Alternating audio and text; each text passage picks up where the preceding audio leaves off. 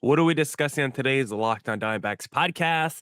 Dbacks dropped game one to the Phillies, but is Merrill Kelly on his way back to help his team? And two underrated Dbacks who have been instrumental to the team's recent success.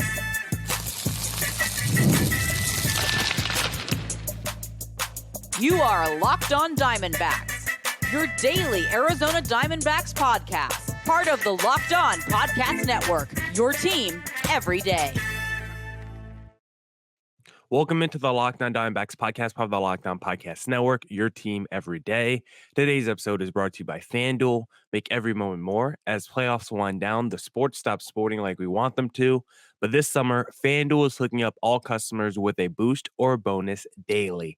That's right. There's something for everyone, every day, all summer long. Visit FanDuel.com to get started. On today's Locked On Diamondbacks podcast, we'll be talking about the D-back dropping game one to the Phillies, Merrill Kelly's potential return, and two underrated D-backs who have been instrumental to their recent success. Thank you for making Locked On Diamondbacks your first listen every day. I would not be able to do this podcast without you, my loyal listeners, sharing, subscribing, reviewing, doing all that so I could do this podcast for you. Thank you. It's free. It's available on all platforms. So please continue to tell your friends. And one of those platforms is YouTube. Please hit subscribe to Locked On Diamondbacks on YouTube. All right. Let's get into the Locked On Diamondbacks podcast and talk about that game one loss to the Philadelphia Phillies, because the D-backs have been riding a high the last few weeks. It feels like every game, go bet on the D-backs money line. Feels like whenever the D-backs are down in a series, go bet on the D-backs comeback. But last night was one of the more disappointing games that we've seen from the D-backs in recent weeks. Their offense just didn't have it last night, and the pitching was also kind of disappointing. It was a pretty close game throughout until about the middle innings.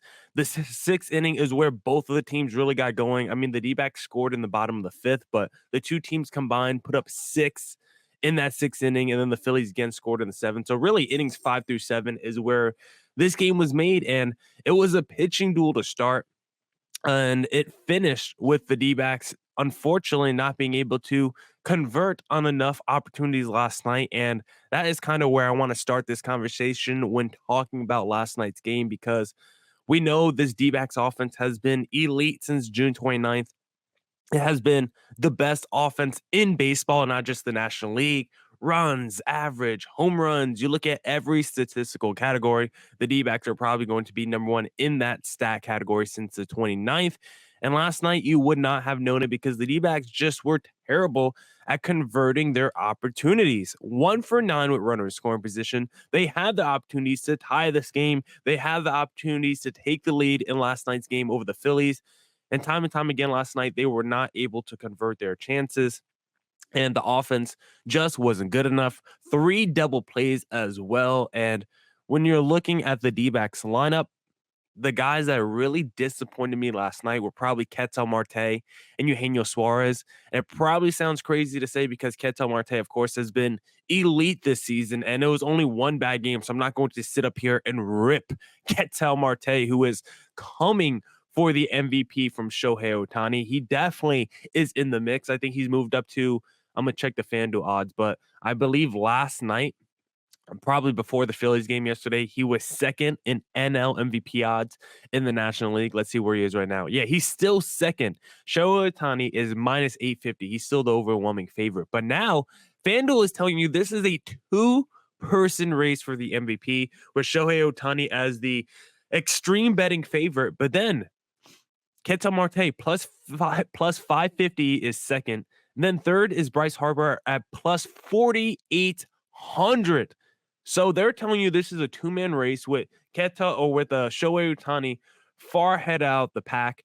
Ketel Marte second, but then there's also a large gap between him and the third guy. So right now, 2-man race where Ketel Marte can absolutely catch Shohei Ohtani, but not with the performance he had last night. He just went up to that plate and he just had no sense of patience last night. He was hacking. He was swinging away. 3 strikeouts from Ketel Marte. He just didn't look comfortable at the plate. And the same with Eugenio Suarez. I know he had the home run off the foul pole, which was amazing. So it's hard to rip a guy who had a home run in the game. But outside of that at bat, the other 2 strikeouts he had were in super huge moments where there was even a chance with a man on third with 1 out or less, and he couldn't even get the sac fly to bring him home. And I think whoever I forgot who the pitcher was for the Phillies at the time of the Eugenio Suarez at bat, but he was not throwing strikes. He was throwing the ball in the dirt. He was throwing the ball at Eugenio's head, and Eugenio would just swing at every pitch. It seems like the two at bats that Eugenio struck out on, he was like, I'm just going to go up there. I'm just going to swing at every pitch I see. I'm not even going to wait for my pitch. I'm not even going to be patient. And Eugenio Suarez has been so good for the D-backs the last 6 weeks. But last night, outside of his home run, the at bats were just not there for Eugenio Suarez. But I'm not going to rip Ketel and Eugenio too much. They've been so good recently. I just thought last night they had really bad at bats. Jordan Montgomery, he himself was not the best last night either. I know he was pretty efficient going to that 6th inning, but I felt like he was still walking the tightrope. I didn't feel confident watching him, despite him having some quick innings. I still felt like he was a little shaky out there. I still felt like the Phillies offense was not too fooled by anything Jordan Montgomery was throwing. Monty all of a sudden throwing mostly changeups and curveballs. The sinkers and the fastballs have not been working for Monty, so he had to change the way he throws his sequencing. And I don't know if I trust Monty long term. We're going to be talking about what the D-backs should do with their rotation with Merrill Kelly returning in segment number 2. But right now, Jordan Montgomery definitely on the hot seat. And last night's performance, I mean, maybe you feel encouraged, maybe you don't, because a guy like Dylan Floro is supposed to come in as a reliever and help his starter out. Like he could have had he could have given Monty a day where he finishes 5.2 innings pitch, 1 earned run, and then we're sitting here like, oh, Monty had a great start against the Philadelphia Phillies. I would have still came on here and been like, it was a good start, but still not a great start. But now you look at the numbers and you say it was kind of a start against the Phillies. And part of it is because Dylan Floro just came in and didn't do his job. And so far with the D-backs, it's been pretty shaky with Dylan Floro. And I was a little concerned when the D-backs acquired him. I like the move. I like the numbers on Floro, but one of the numbers that stuck out that concerned me when looking at the Floro splits, he was not good in high leverage moments this season. And considering he pitched for the Washington Nationals, he definitely wasn't in a lot of high leverage moments. And so whenever he was with Washington, he wasn't that good at converting those opportunities. And so far with the D-backs, whenever we've really needed him out the pen, he hasn't been able to convert either. D-backs offense, I didn't think was good enough. D-backs pitching, I also didn't think was good enough. Monty was all right. Floro didn't do his job out the pen. And Slade Ciccone, it just absolutely cooked in the bullpen. So just in terms of a complete team effort, everyone kind of disappointed me last night, except Geraldo Perdomo, 2 for 4. He's putting together great at bats. Love the way he looked last night. Coming off the game, we had a home run. Once again, looked good last night. Lord Gurriel, we've talked about how he's been like the most struggling everyday player during this streak of the D-backs dominance since June 29th. Gurriel's like the only guy who plays 80% of the time that has the WRC plus under 100 for this D-backs team during that stretch. So glad to see him get a couple hits last night. And then Jake McCarthy, Jake the Rake, he is playing like one of the best players in the league, not just one of the best D-backs players. He's playing like one of the best players in the league right now. 3 hits last night, a home run, 3 RBIs. Also had the little single in the ninth to score Perdomo to cut the lead even closer. Jake McCarthy has been absolutely fantastic this season, and I love him. I love Perdomo as well. Those two guys have been so important for the D-backs, and they're really underrated players for this D-backs team. And so a great job by at least a couple of the guys in the D-backs lineup to put together some good offensive at-bats, because the Eugenio's and the Martes weren't doing that. But I'm glad the McCarthys and the Perdomos were able. Now, I did say the D-backs were going to win this series against the Philadelphia Phillies. Dropping game 1 doesn't make me feel so good, because now the D-backs have to win 3 straight games to make my prediction true. But guess what? They're getting Merrill Kelly back in the finale to hopefully give my prediction some, legitimacy. And we'll preview Merrill Kelly coming back in segment number 2. But hey, if you're looking to play a daily fantasy sports app, then I suggest Prize Picks, because Prize Picks is America's #1 daily fantasy sports app with over 5 million active members. Prize Picks is the easiest and most exciting way to play daily fantasy sports. Unlike other apps, on Prize Picks, it's just you against the numbers. You can now win up to 100 times your money on Prize Picks with as little as 4 correct picks. You can now turn $10 into $1,000. Prize Picks is available in more than 30 states across the country, including California, Texas, and Georgia. Download the Prize Picks app today and use code LOCKEDONMLB for a first deposit match up to $100. That's code LOCKEDONMLB on Prize Picks for a deposit match up to $100. Prize Picks, pick more, pick less. It's that easy. Passion, drive, and patience, the formula for winning championships, is also what keeps your ride or die alive. eBay Motors has everything you need to maintain your vehicle and level it up to peak performance. Superchargers, roof racks, exhaust kits, LED headlights, and more. Whether you're into speed, power, or style, eBay Motors has you covered. With over 122 million parts for your number one ride or die, you'll always find exactly what you're looking for. And with eBay Guaranteed Fit, your part is guaranteed to fit your ride every time or your money back, because with eBay Motors, you're burning rubber, not cash. With all the parts you need at the prices you want, it's easy to make your car the MVP and bring home huge wins. Keep your ride or die alive at ebaymotors.com. Eligible items only. Exclusions apply. eBay Guaranteed Fit only available to U.S. customers.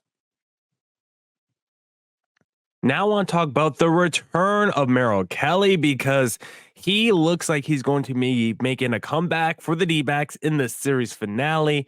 It's been so long since we've seen Captain America with the Olympics on my mind. Let's not forget Merrill Kelly was the best pitcher for the USA during the WBC, and he is someone the Dbacks have desperately missed this season. The rotation has taken so many hits, and it's been so many guys in and out. And Merrill Kelly is one of those dudes who has been out for the D-backs the last few months. Last pitch on April 15th, and he was so good for the D-backs to start the year. 24.2 innings pitched in his 4 starts, 2.19 ERA. 3 of his 4 starts were quality starts. Never allowed more than 2 earned runs in any start this season. He was already elite in his first 4 games. And imagine where the D-backs would be right now if you had Merrill Kelly the whole year. Imagine Merrill Kelly never got hurt. The D-backs might be like 15, 16 games above 500. They might have the best record in baseball right now if Merrill Kelly never got hurt. And so for him to come back, so important for this D-backs rotation and for this D-backs team overall, because we did just lose one of our other core pieces in, sadly, a Gabriel Moreno. I don't think he'll be out for the season, but I don't know exactly. They said probably for several weeks. D-back just placed a claim on a waiver wire catcher, so it definitely looks like definitely looks like Moreno is going to be out for a while. But thankfully, we are getting Merrill Kelly back, Captain America back for this series. And it's not going to be an easy spot for Merrill Kelly. He is going against the Phillies, who, of course, the best team in the National League. Vaulted lineup, right? If you're talking about teams that have spent money, the Phillies have spent a lot of money on that lineup, and it shows. They have stars up and down. The Bryce Harpers, the Schwarbers, the Turners, even the Bombs are having good years. The JT Realmutos, like, it's a deep lineup for Philadelphia. So this is a tough spot for Merrill Kelly to come back to. You haven't pitched since April, and the first start back is going to be against maybe the most deadly lineup in the National League, maybe the most deadly lineup in baseball. Yeah, that's a tough spot for Merrill Kelly. But guess what? I'm sure he loves this challenge. Kelly is maybe the most competitive dude on this D-backs team, either him or Zach Gallen. Like, there's some dogs on the squad, and Kelly is definitely up there. When you're talking about who has that dog in him, Merrill Kelly is that guy. He is fierce, he is tough, and he is someone that loves a challenge, loves an obstacle. So for Kelly, I'm sure he loves that he's coming back and he's going to be immediately injected into such a tough environment. He's going to be out there Sunday. It's probably going to be feeling like a playoff game. It's probably going to be loud despite, let me see what time Sunday's game. I'm sure that's like a little afternoon game. 1:10 at Chase. Chase better be rocking for an afternoon game with Merrill Kelly back on the mound, back on the bump. I think this could be a great opportunity for Merrill Kelly to see where he is in his rehab, see where he is in terms of his health. If he can go out there and look good against the Phillies, first start back, like imagine how much motivation and confidence that gives Kelly the rest of this season.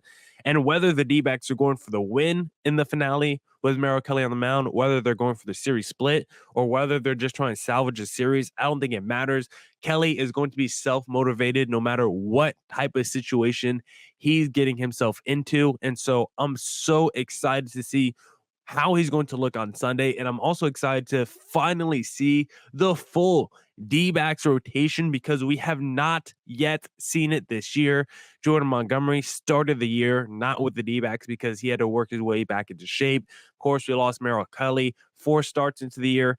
Erod has been on the 60-day injury list. Zach Gallen has been in and out of the rotation. Even Brandon Pfaadt, he hasn't been, he hasn't missed any extended time, but he had to leave one of his starts early because he got hit in the leg, right? So you think about this rotation, and it has been never full, never complete. We haven't seen the 5 guys all together before, so it's going to be very cool to see the full D-backs rotation. And Kelly is coming at a time where the D-backs really need him. Fott is pitching great right now, but Gallen, you look at his numbers since July, he has been bad. Erod did look encouraging, but I guess the real question is, what do you do with that number 5 starter? Because with Kelly coming back, I think it's a real decision for the D-backs to make between keeping Jordan Montgomery or keeping Ryan Nelson. And I know where the D-backs are going to go in that situation. They're going to pick Jordan Montgomery over Ryan Nelson. They have to. If they want to bring Monty back next season, if they still believe that he can have a bounce back next year, this is just a weird year for Monty. You keep him in the rotation. You're not going to put him in the bullpen. Even though he deserves to be in the bullpen, I don't think the D-backs are going to do that. The only way Monty has a chance of going in the bullpen and Ryan Nelson staying in the rotation is if Ryan Nelson looks fantastic on Friday. If he goes out there and dominates the Phillies on Friday, there's a chance he could stay in the rotation. But if he has himself a bad start, I think it's pretty justifiable by the D-backs to say, you know what, Ryan Nelson, you go in the bullpen, and then we'll keep Monty in the rotation. But I wouldn't mind if Ryan Nelson had to go in the bullpen because right now, Slade Cecconi's so bad. We're missing Bryce Jarvis. Ryan Nelson could be the perfect guy to replace the Jarvis and send Slade back down to AAA because Slade is just not good anymore. He looks cooked for the Arizona Diamondbacks. So I want to keep Ryan Nelson around. I don't want to send him back to AAA. So I would love to put him in the bullpen if the D-backs go that route and then Slade back down to AAA once Merrill Kelly comes back. The D-backs are still set up pretty well to at least split this series. You got Kelly coming back in the finale. You got Zach Gallen going in game number 3. So you're going to bookend this series with your 2 best starters. You're going to be going against, let's see, Christopher Sanchez in the finale against Merrill Kelly, Zach Gallen versus Aaron Nola in game 3. And that's a good matchup because Aaron Nola has also been a little bit more shaky in recent starts for the Philadelphia Phillies. So excited to see if the D-backs can still win this series. It all comes down to game number 2, of course, if they want this series win.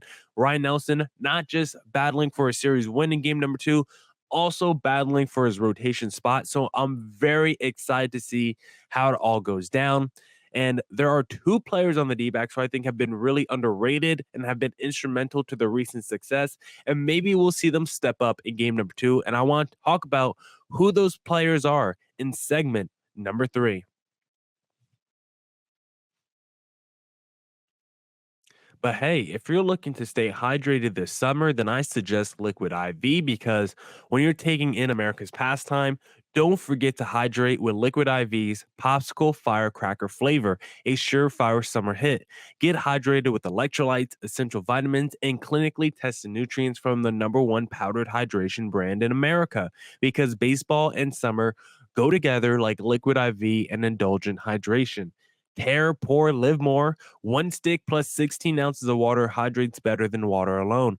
Powered by LIV Hydroscience, an optimized ratio of electrolytes, essential vitamins, and clinically tested nutrients that turn ordinary water into extraordinary hydration. 3 times electrolytes of leading sports drinks, 8 essential vitamins and nutrients, always non-GMO, vegan, gluten-free, dairy-free, and soy-free. No more thirsty summers. We indulge in hydration and Liquid IV. Get 20% off your first order of Liquid IV when you go to liquidiv.com and use code MLB at checkout. That's 20% off your first order when you shop Better Hydration today using promo code MLB at liquidiv.com. All right. Let's get back to the Locked On Diamondbacks podcast. I want to talk about two underrated players during this D-backs recent success that we've seen since June 29th. And those two players are the guys that we called underrated in segment number one, Jake McCarthy and Geraldo Perdomo. I talk about Jake McCarthy a lot because he is one of my favorite players on the D-backs, maybe my favorite player. Love the Jake the Rake. I think he has tremendous swag. I think he's a cool dude. He's got the speed. He gets a ton of base hits. I just like Jake McCarthy overall. He feels clutch as well. And then Geraldo Perdomo, just an easy guy to root for, a fan favorite, very charismatic, one of the funniest dudes you can see in an interview. Love both of these guys and what they mean to the D-backs. And it's just not about their clubhouse aura and their energy. These guys are also producing for the D-backs at the plate.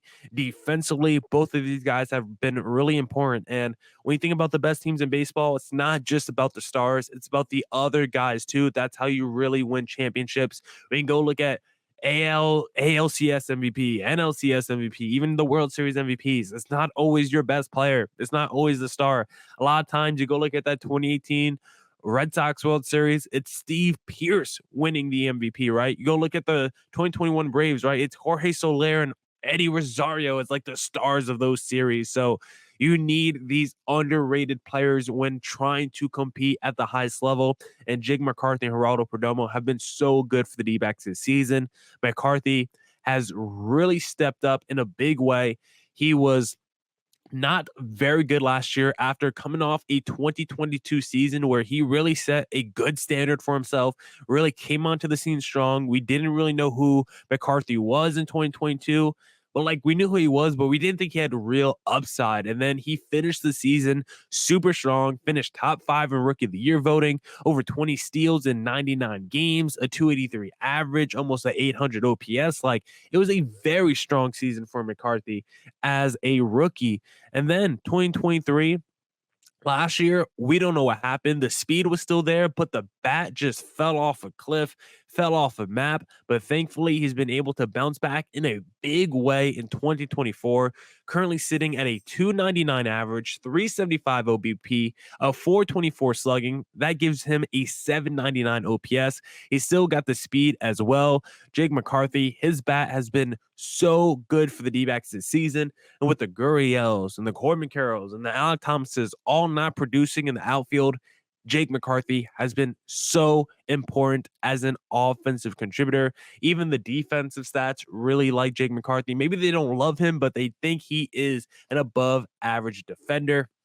He has been so good for the D-backs during this recent stretch of success since June 29th. You look at Jake McCarthy's stats since that date: 341 average, 407 OBP, and a 500 slugging since that date. 152 WRC plus. Jake McCarthy is playing like a superstar since June 29th and has been so important to what the D-backs do. You look at his numbers with runners in scoring position, high leverage moments. Jake McCarthy absolutely clutch this season. Runners in scoring position, 339 average, 944 OPS. You look at high leverage moments, 355 average, 1042 OPS. Jake McCarthy's clutch. Jake McCarthy comes through in the biggest moments. Career low strikeout rate, career high contact rate. He's crushing left-handed pitching as a left-handed bat. Thank God he is, because we know Torey Lovullo is obsessed with the platoon splits. Well, guess what? You don't have to platoon Jake McCarthy. He can play every day when he's crushing left-handed pitching the way he is. So I absolutely love Jake the Rake McCarthy. Then the other guy, Geraldo Perdomo, has been so important for the D-backs this season since coming back. I was a little hesitant of Perdomo coming back and changing the season, not because I didn't like Perdomo, not because I didn't think he was important, but I was like, one guy can't change the entire D-back season. D-backs problems are larger than Geraldo Perdomo, and that may or may not have been true, but the numbers tell you the season has flipped since Domo has come back. April 4th since June 10th, April 4th to June 10th, the D-backs team record was 26 and 33.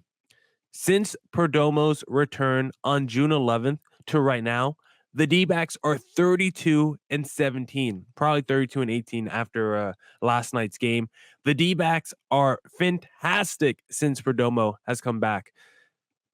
They were struggling big time when he was on the injured list. You even look at the offensive stats. When Perdomo was out, the team offense had a 95 WRC plus. They had a 697 OPS. Since his return, the offense 823 OPS and a 127 WRC plus. I didn't think Perdomo was going to change the D-backs whole season. I didn't think he was going to flip the season on his head, but that's what he's done. He's been so important for the D-backs offensively and defensively. How many times does he make a great pick at shortstop, a diving play where he gets up and throws it to first base? I think he's been so important. And of course, we know what he means to the D-backs. Small ball plans. No one leads the league more in sacrifice hits and sacrifice flies than Geraldo Perdomo. So when thinking about the underrated players on this D-backs team, when thinking about the guys on the margins, the ones that really make a difference when trying to win a World Series, Jake McCarthy and Geraldo Perdomo are two guys that I don't want to go unnoticed. They've been so critical to the D-backs' success all season, and I just want to shine a little light on them. Now, that's it for this edition of the Locked On Diamondbacks podcast. Probably come back for more Diamondbacks news coverage and insight.